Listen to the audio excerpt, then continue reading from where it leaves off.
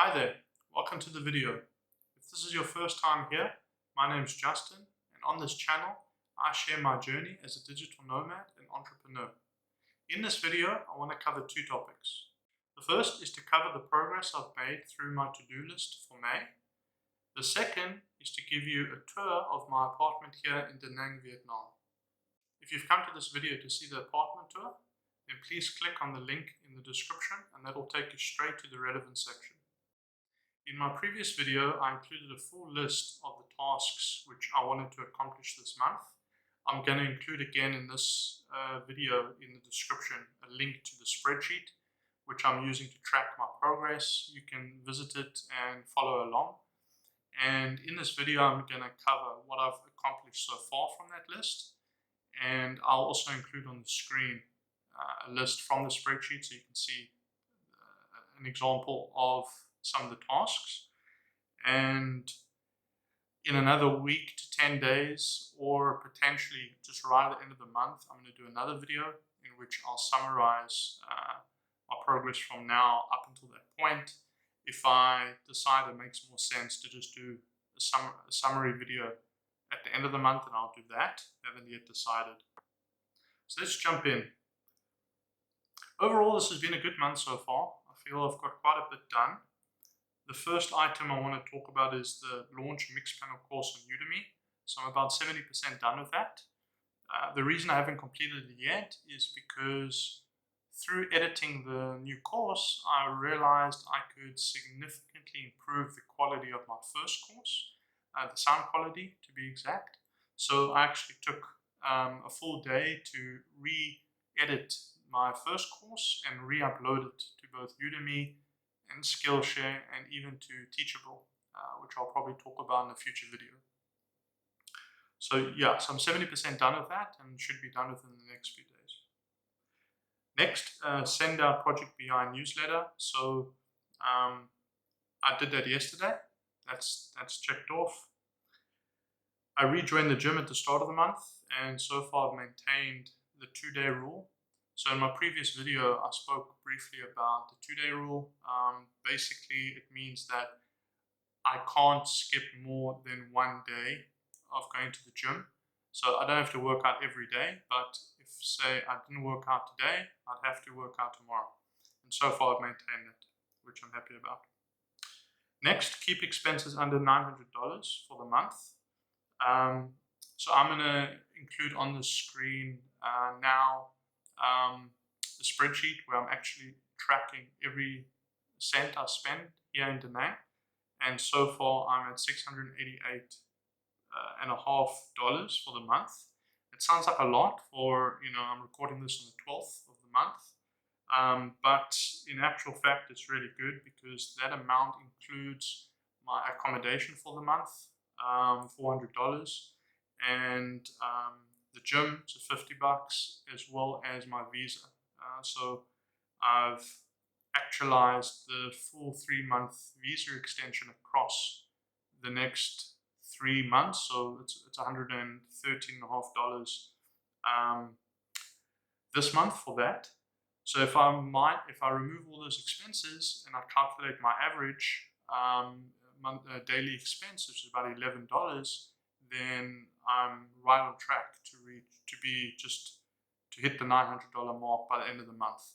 I'm still planning on doing a 3-day fast this month, so they'll obviously save me some money, and as long as I don't go overboard, I should be able to stay under $900. Next on the list, finish reading the book, The Startup Nation. So I'm 75 pages into the book. It's about a third of the book done. I include a link in the description to the book if you want to check it out. I'm really enjoying it, but I'm also learning that I probably should read more frequently at a slower pace to kind of absorb it a bit better, because I'm going through the book pretty quickly, and I should really stop, take some notes, and that way I'm going to be getting more value from the book. I feel it's something I'm not doing. And lastly, I published 2 posts on Project BI. So I've picked a topic. I actually sat today for a few hours really thinking through the whole blogging part of my work with the Project BI brand, and did a ton of keyword research. I picked a topic. I'm not going to share it right now. I don't remember it exactly off the top of my head. But I've started working that post, and I'm confident I'll rank for it, which is part of the goal. And yeah, hopefully either tomorrow or the next day, I'll finish that and publish it. Cool, so onto the second portion of this video. I'm now going to give you a tour of my hotel apartment here in Da Nang. Before I do that, I want to share some information which could be helpful for anyone wanting to visit Da Nang and to find a similar place. First thing you should note is I'm actually in a hotel right now. This is an apartment inside a hotel, which is not very common from my experience, but this specific hotel has apartments. I didn't stay initially in this type of room. I was in a much smaller room without a kitchen, but because of Corona and the fact that I was staying here a while, they decided to upgrade me. So even though I'm paying right now $400 a month for this apartment, keep in mind that that price is most likely because of Corona, almost guaranteed because of the coronavirus. So if I'm not mistaken, the regular price for this place would be in the range of about $700-800 a month, which is considered expensive for Da Nang. But keep in mind, this is in a hotel. They come and they clean each day, and I'm very, very comfortable here, and I plan to continue staying here until I leave the country. So let's take a look around. So I'm going to start with my living room / kitchen. You can see a comfortable couch. This table over here is where I work when I work from home. I don't have my stand up at the moment, but you get the idea. This is the kitchen, very, very basic, but you can see a nice, table and a nice amount of space to work. So you got, dual sinks, and this is a touchpad style heater.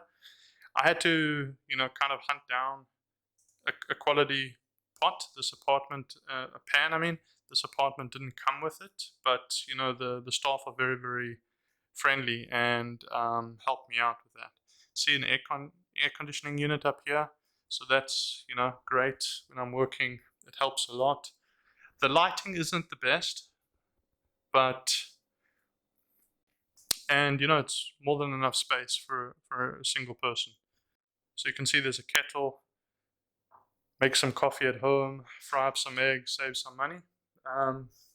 Not very adventurous right now with my food. A lot of muesli, some tuna. Very basic. Got a fridge, decent sized fridge with a freezer.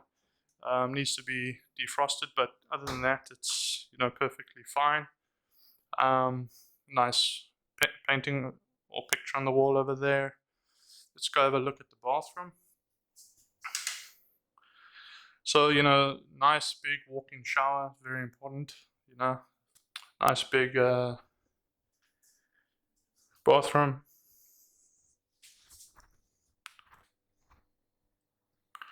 Okay, now we're going into the bedroom. Nice big double bed. Got a aircon unit up here.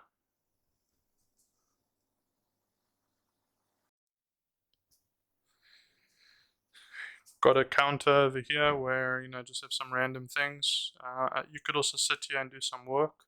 The issue is with outside, but too much noise. Other kind of small irritation is the door kind of close onto the cupboards, but not a big deal. Nice big cupboards. Just got some bottled water there, as backup, during the lockdown. And so there was a, lockdown in Vietnam. As a minimalist, I don't have too much to put in the cupboard, but still nice to have it. And this is outside. What's funny is you can see the perspiration. It's just because the aircon is on and it's just super humid outside. So let's go look at the balcony. So I've got a small balcony. That's facing, and the apartment you can see is facing the street, which is one of the negatives right now.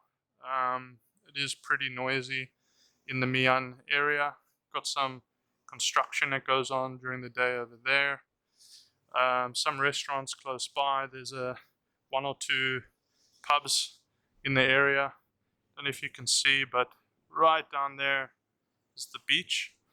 So, you know, not a bad view, not the best view. So that's it for this video. If you found it useful, please consider clicking the like button and subscribing. And I'll see you in the next one. Thanks for watching.